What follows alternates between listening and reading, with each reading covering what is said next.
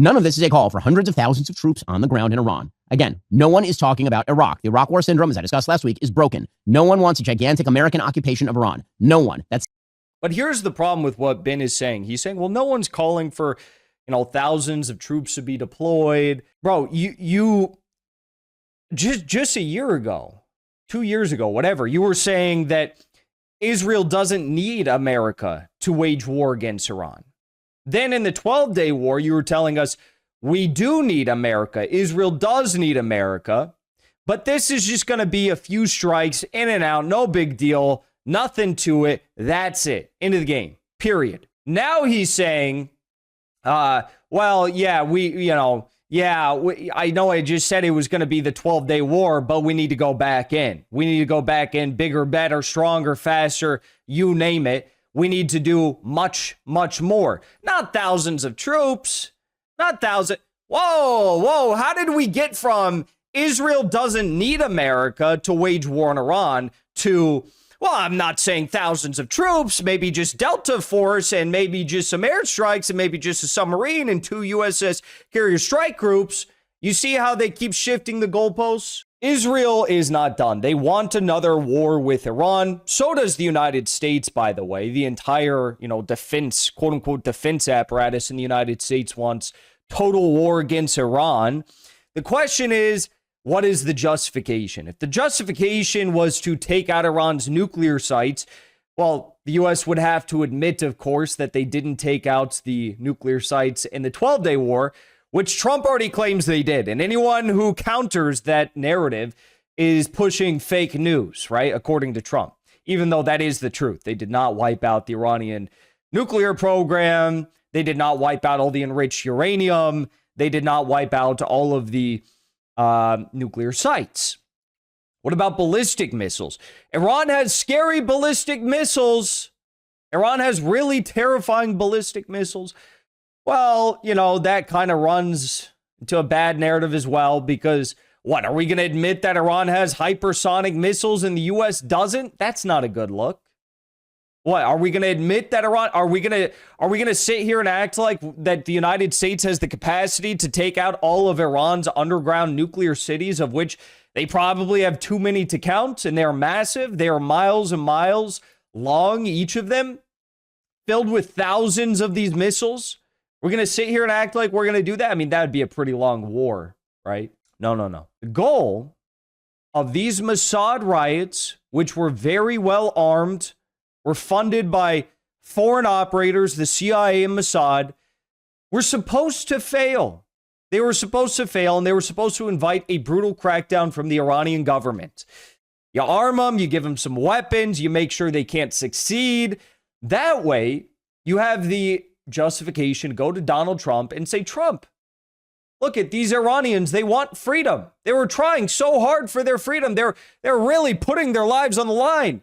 And now, look, the Iranian government is massacring them left and right, executing them. Objectively true, Iran did do that. Even on the day that Trump said that the killings had stopped, I think Iran, they executed like 4 more people that day. That actually is a fact. That did happen. But I can, what can we expect the response would be? We know the response of a legal observer being in Minnesota and simply getting in her car and trying to go park on the side of the street. A legal observer, single mom, 30 years old, apolitical woman, got shot in the face for simply being nearby an anti-ICE protest in Minnesota. Now, my opinions about illegal immigration are known. I do not support it. I'm not a libtard. But to shoot a single mom in the face who was doing nothing wrong, who's a legal observer, she's not some like crazy liberal political activist or something. I mean, come on. We know what the response would be if Russia or China or whoever else, Iran, if they were funding NGOs in the United States, getting thousands of people to go protest and call for violently protests, destroying public and private property, burning down religious institutions, murdering people in the streets, murdering 3-year-olds in the streets, and weapons were being smuggled to these foreign-backed operators by Iran, Russia, or China. Could you imagine? Could you imagine what the U.S. response would be? How brutal, how violent, and how quick the response would be? Well, Iran responded in their own way to these foreign-backed operations, which Mike Pompeo came out and said were being led by Mossad. He said, Happy New Year to all of the Iran protesters and every Mossad agent walking beside them. You had an Israeli Channel 14 come out and admit that Israel was arming these protesters with weapons. It's no secret what was going on. But that was the whole goal. The whole goal was for this thing to fail. Doesn't matter if Mike Pompeo comes out and says these things. Doesn't matter if Israel Channel 14 comes out and says these things.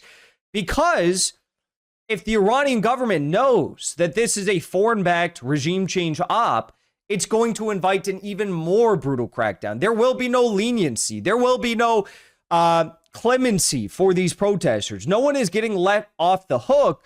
And the people who are going to be charged with treason. That is a capital punishment in the Islamic Republic of Iran. So what do you do with that? You give Trump the ammunition. You say, Trump, they're killing people. We need to go in and bomb them to save the Iranian people. And that is exactly what is now happening. U.S. President Trump, this was about an hour ago, says it's time for new leadership in Iran. Fell for it again, award. Trump calling for regime change in Iran. Khamenei, he came out and said, yes, we extinguished the fire of sedition, but that isn't enough. The U.S. must be held accountable. We do not intend to lead the country toward war. However, we will not just let go of the criminals inside the country either. Worse than the internal criminals are the international criminals. We will not let go of them either. So this is what's going on, folks. It's very simple. The Mossad riots were never supposed to succeed. And now Ben Shapiro, who, by the way, he once said this, that Israel doesn't need Israel doesn't need the United States to go to war with Iran. Now listen to him. They say that I want America to fight wars for Israel. Nope. First of all, Israel can take care of herself. If Israel is forced to the wall, the possibility of nuclear exchange is extremely high. That is why it is very important that the United States provide the material aid to Israel. Yep. Now, the United States is currently deploying C-17 cargo jets to Diego Garcia Air Base. Israel just recorded a massive earthquake near the Dimona nuclear facility in their country. Not really too sure if that was an earthquake or one of their supposedly non-existent nuclear weapons being tested. We have the United States applying a lot of support in terms of military assets in the region, in the Arab and the Persian Gulf in the region. You have the Saudi and Qatari air bases, which have been evacuated of non-essential personnel. All European airlines are telling the companies to avoid Iranian airspace. And now we have Ben Shapiro saying this. I like the vice president, but that's nonsense. Now, Vice President J.D. Vance suggested that the smartest thing for... Oh, yes. How could I forget? 2 U.S. carrier strike groups, the Abraham Lincoln from the South China Sea and another one from the East Coast of the United States are also currently headed to the Mediterranean and Persian Gulf. I don't know where they're headed, somewhere over there. I don't know. But they're both headed over there. They're going to be there in probably about 5 days. You don't send those sorts of assets for no reason, right? You don't send those assets over there just for the fun of it. There will be a war, 100%. For the Iranians to do is for them... Now, Vice President J.D. Vance suggested that the smartest thing for the Iranians to do is for them to have a real negotiation with the United States about their nuclear program. Oh, okay, I'm sorry. That's nonsense. That's just crap. That's silly. I like the vice president, but that's nonsense. Diplomacy is nonsense, says Ben Shapiro. We need to go and bomb. We need to go and bomb the hell out of Iran. Keep in mind, Ben Shapiro's kids aren't going to be the ones flying those B-2 bombers, those F-35s, sailing those submarines. It's not going to be them. Ben Shapiro's kids are not stationed in Iraq at U.S. military bases in the direct line of sight of Iraqi PMF, Iranian-linked Iraqi PMF. By the way, rest in peace to the older brother of Sistani, Iraq Sistani, his older brother, passed away yesterday of natural causes, old age. Ben Shapiro's kids and he himself are not going to be the ones on the merchant vessels, the commercial vessels trying to sail through the Strait of Hormuz that will have to be dodging naval mines and naval drones being deployed by the IRGC. But go bomb Iran. The notion that the Iranians could make any guarantee to the United States that would now be sufficient to quiet our concerns about the revival of a nuclear program is silly talk. It is undermining, by the way, the protesters who are in the streets. No protesters are in the streets. Even Israel admitted that the protests ended 4 days ago. Actually, I think like 5 days ago now. There's no protests in the streets in Iran. But again, this is the justification that they're going to give to Trump. The protests were never supposed to succeed. They were supposed to invite a brutal crackdown because this is a foreign regime change op. And they use the brutal crackdown as justification for war. The suggestion is that if the mullahs say pretty words, then the United States will withdraw its support for the protesters and watch them get mowed down by the thousands. That is a problem. That is thousands, tens of thousands. Yeah, they literally said 20,000 people got killed. They literally said 20,000 protesters were killed. It's give me October 7th all over again. Foolish. Again, none of this is a call for hundreds of thousands of troops on the ground in Iran. Again, no one is talking about Iraq. The Iraq War syndrome, as I discussed last week, is broken. No one wants a gigantic American occupation of Iran. No one. But here's the problem with what Ben is saying. He's saying, well, no one's calling for, thousands of troops to be deployed. Bro, you just a year ago, 2 years ago, whatever, you were saying that Israel doesn't need America to wage war against Iran. Then in the 12-day war, you were telling us we do need America. Israel does need America. But this is just going to be a few strikes in and out. No big deal. Nothing to it. That's it. End of the game. Period. Now he's saying, I know I just said it was going to be the 12-day war, but we need to go back in. We need to go back in bigger, better, stronger, faster, you name it. We need to do much, much more. Not thousands of troops. Not thousands. Whoa. How did we get from Israel doesn't need America to wage war on Iran to, well, I'm not saying thousands of troops, maybe just Delta Force and maybe just some airstrikes and maybe just a submarine and 2 USS carrier strike groups. You see how they keep shifting the goalposts? Silly talk. The question is, what options are on the table that would protect the protesters, weaken the regime, and allow the Iranian people to take the situation into their own hands? And obviously, I am just here to listen to my bro, Jackson's Ben Shapiro imitation. I know this is going to be gold. Rival it to Sneako's Ben Shapiro interpretation, Tears of Joy. Oh, Sneako does the best imitations. Sneako's imitations are the best. His imitation of 6ix9ine, his imitation of Rakai. He's got the best imitations. He's very good at it. obviously, there's a risk-reward calculation here that has to be made by the President of the United States. Tehran is suggesting that it will consider targeting U.S. military facilities as well as Israel if it detects signs of an impending attack. Now, realistically speaking, if Iran were to strike back, let's say that the United States were to fly some F-16s into Iran, take out some IRGC facilities, and then Iran were to fire a bunch of missiles at Qatari air bases, Al Udeid, for example. First of all, their retaliatory response thus far has been lackluster, shall we say. Israel completely defenestrated Iran's military in the 12-day war earlier last year. But if the Iranian government truly decides to attack American troops in the region in retaliation for a couple of pinpoint strikes, deterring the IRGC from murdering people in the streets, that will be the end of the regime, and it will be performed largely through air power. Largely through air power? What does that mean? So now he's gone from Israel doesn't need America to we're going to topple the Islamic Republic largely through air power. I'm not talking thousands of U.S. troops on the ground. Largely through what? So if not entirely through air power, you have to ask the question, what do you mean? What are you saying? What do you mean? What's going on here, Mr. Shapiro? They want to turn Iran into Gaza. They want to Gazify Iran.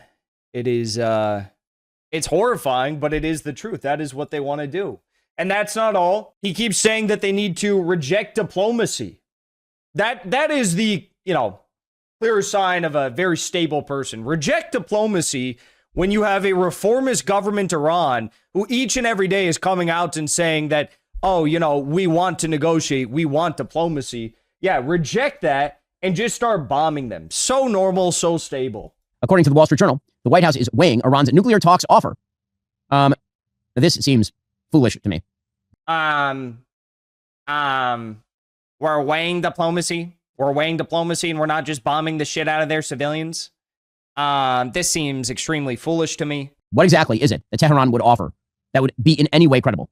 What is the thing that would be in any way credible? They have lied every step of the way. They are quickly seeking to rebuild their missile and nuclear facilities. What could they do at this point that would convince the United States and its allies that they don't have nuclear ambitions, that they aren't rebuilding their ballistic missile programs? All Iran is attempting to do right now is delay for a couple of days while they kill everybody. That is pretty obvious. Unsurprising. All Iran is doing is waiting to delay a couple days before they kill everybody. Before they kill everybody. Ben Shapiro's, his entire audience of Mark Levin, I think that's Ben Shapiro's entire audience, just eating that up.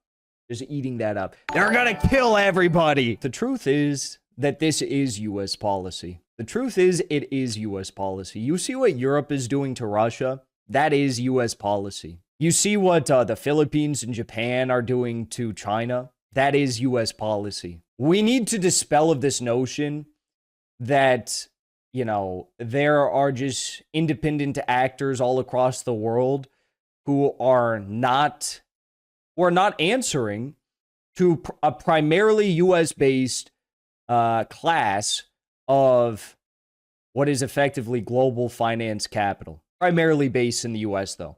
We need to stop acting like, there are all these independent actors that are vying for varied interests and U.S. foreign policy goals and stuff and trying to sway the administration to do this, that, or the third. No, the truth is that this is U.S. foreign policy. You go back and read the, U.S. defense think tank white papers.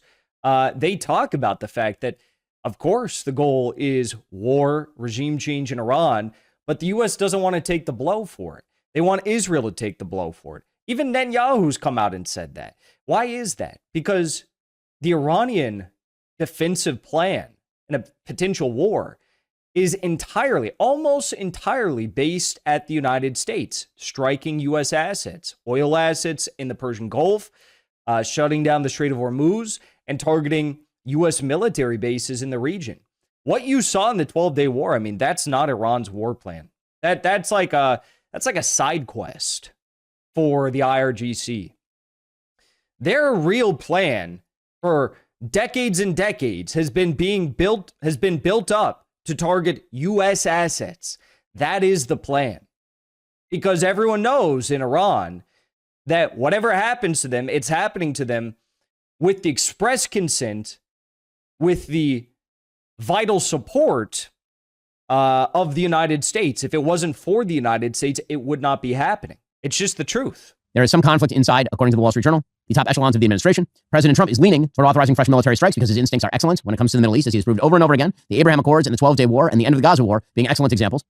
However, some senior administration aides, led by the vice presidents, are urging end of Gaza war. I saw a story today. They're still blowing up buildings, killing civilians. How can you be that stupid to say it's like ended? First of all, to call it a war. Second of all, to say that it ended when they're still genociding the Gazans. President Trump to try diplomacy before retaliating against Iran for killing protesters. For how long? For how long? I mean, Iran could have called it any time. Why precisely should you wait while they mow down the protesters by the hundreds or thousands? There were a bunch of people who did die in those protests, and there was tons of Basij officials that died, Iranian Basij officials. There was tons of security officials that died. There was tons of civilians that were killed. There was a 3-year-old girl who was killed. I mean, how crazy is it that we live in a world where the official narrative is not, wow, isn't that incredible that Mossad and the CIA were literally arming these terrorists to the teeth, and they were killing people in the streets, and they were using Starlink provided by Elon Musk, funneling it into the country through Western NGOs, and they were doing all of this, and the former director of the CIA admitted it, Israeli media admitted it, everyone admitted it, but no, this is the narrative that we're going with. And by the way, it's not just the narrative we're going with. This is the narrative that Trump is going to be spoon-fed, and he is going to run with to justify the strikes. You heard him just an hour and a half ago now. President Trump says it's time for new leadership in Iran. It's the clearest indication you can get besides the Diego Garcia deployment, besides the USS Carrier Strike Group deployments, that we are going to see a war in Iran. 100%, 100,000 million %. That is what we're going to be seeing. Mark Levin is also doubling down on this as well. The prisoners who are the age of your children and grandchildren? The prisoners who are imprisoned, they murdered a bunch of innocent people in the streets. They killed kids in the streets. They killed a 3-year-old girl in the streets. Are being tortured and raped. It's not 3,000 dead. I just read it's 23,000 dead. And the numbers... 23,000. They just make up the numbers here. They're just making up the numbers. There is no verifiable proof anywhere that 23,000 people were unalived. Nothing whatsoever. And these are the same people who will tell you that, oh, actually the death toll in Gaza is like 10,000. Actually, the death toll in Gaza is probably like 5,000. You're just watching propaganda AI slop. But in Iran, in 2 nights, 23,000 people were killed. Don't have any footage of it, but don't have any photos of it. 23,000 people killed. Come on. What are we doing here, Mark Levin? is going up. You can't see there. You can't hear there. Maybe they're not hanging people, but they have bullets. They're killing people, and they are abusing these people. You just said that this guy Khomeini has ordered the assassination of our president. They've tried to assassinate our president. He should be taken out. You know what the craziest thing of all is? For simply telling the truth about what's going on, like, this seems as though it would be the most non-controversial thing in the world to say that 23,000 people did not die in 2 nights in Iran. It's like, that is such a basic fact, but I literally run the risk of getting banned off the platform. I posted a TikTok video. About this. 2 videos about the Iran protests. I'm very careful on TikTok, right? Very careful. I posted 2 TikToks. Both of them got, they hit like 100,000 views, and then they got marked ineligible for recommendation. We live in the most backwards, fucked up, Larry Ellison AI Hasbara slop controlled world, social media world. It is insane to me. And you run the risk of getting banned for simply saying 23,000 people did not die. There's no evidence, there's no proof in Iran over the span of 2 nights. What is that? Span of a few hours? 16 hours? No.